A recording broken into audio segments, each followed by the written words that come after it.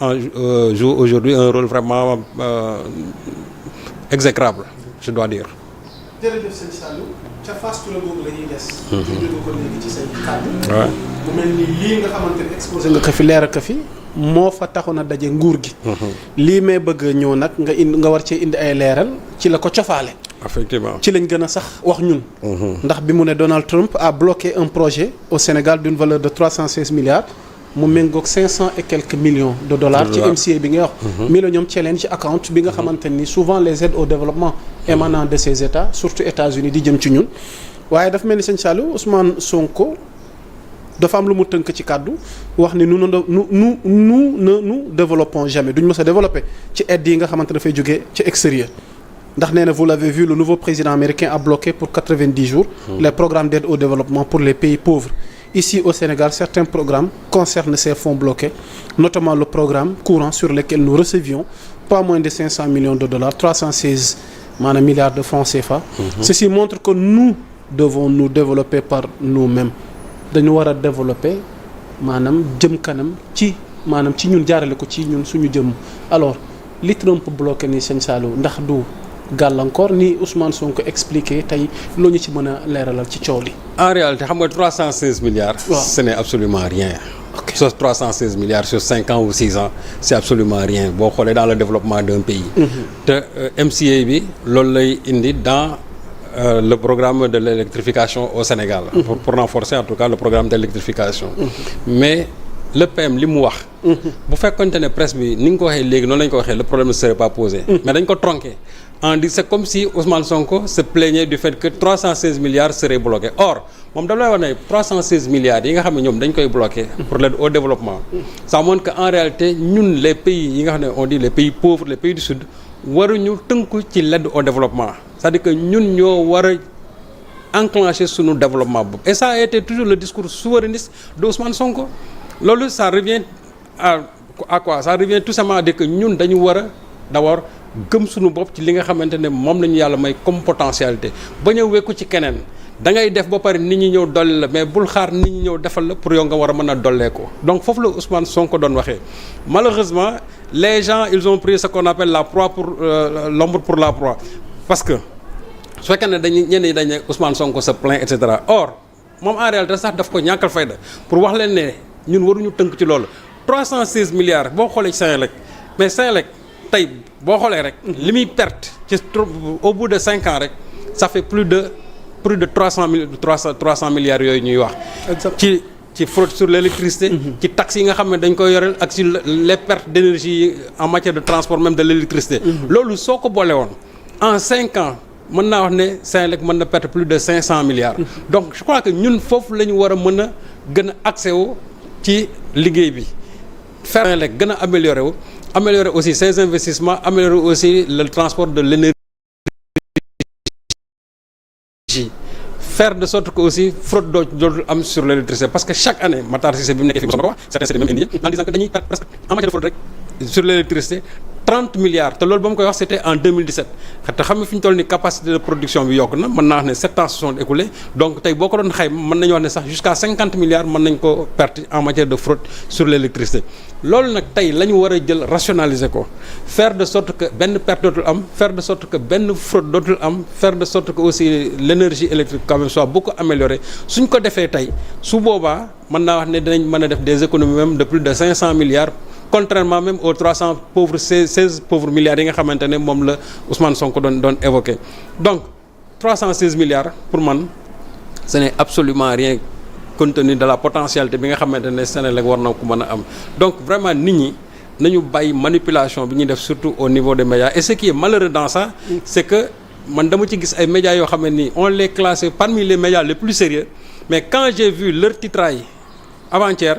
vraiment je suis tombé des nues parce que je me suis dit que am na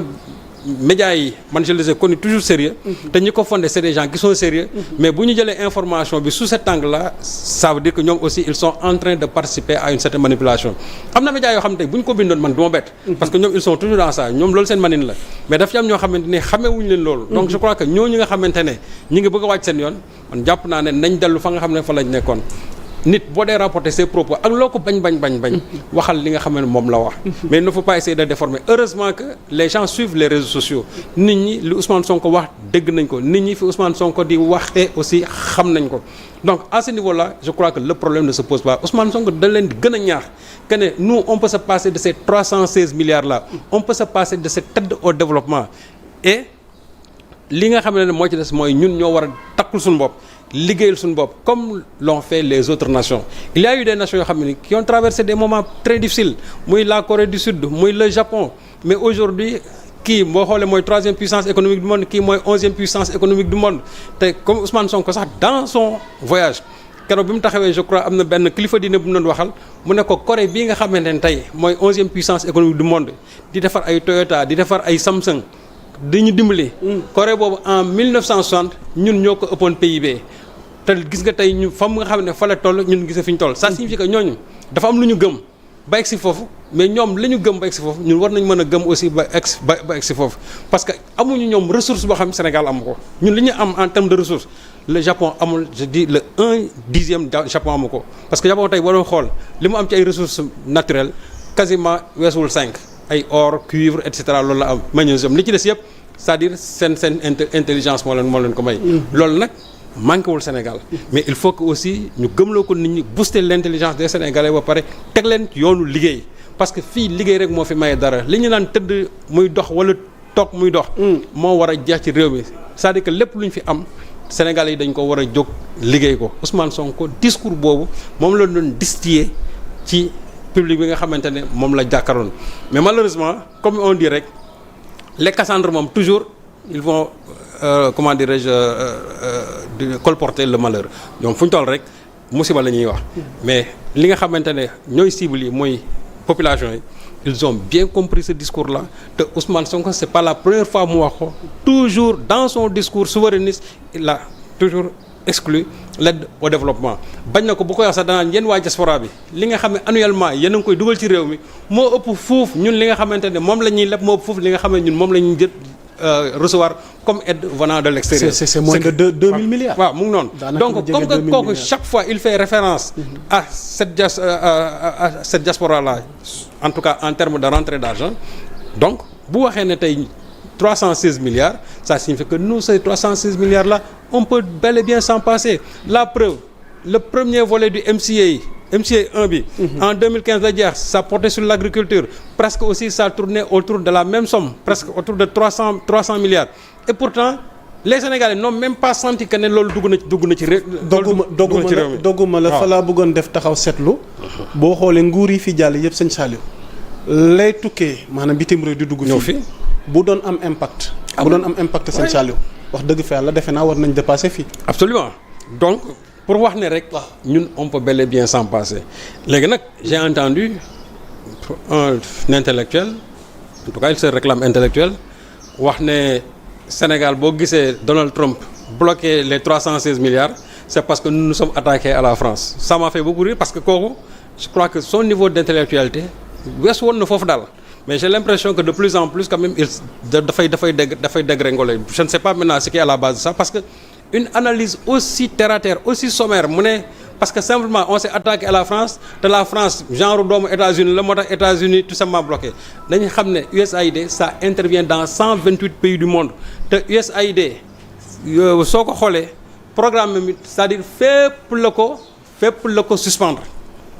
dans les 128 pays yi nga xamante ne ci la fa la nekk yëpp daf ko suspendre donc le Sénégal n'est pas une particularité ñoom ils investissent presque 40 milliards de dollars à travers le monde et ce que les gens doivent savoir USAID boobu la ñuy joxe mais joxewuñ ko nii rek ça leur sert de vitrine surtout pour leur diplomatie pour leur image et aussi yenn affaires yi parce que y a beaucoup de pays yoo xam ne ñoom jàpp nañ ne USAID ñu ci bëri ay espions lañ soo demoon tey dans la zone am sud ou bien en Amérique centrale am na ci ay pays yoo xam ñoom dañoo dàq waa USAID yi parce que dañuy jàpp ne c'est des gens qui sont venus ici pour les espionner te loolu boo xoolee yenn événements ya fa xew nga xam ne ñoom seen loxo génnu ci donc USAID boobu américains yi lay gën a servir que ñun ñii parce que ñoom lépp lu ñuy def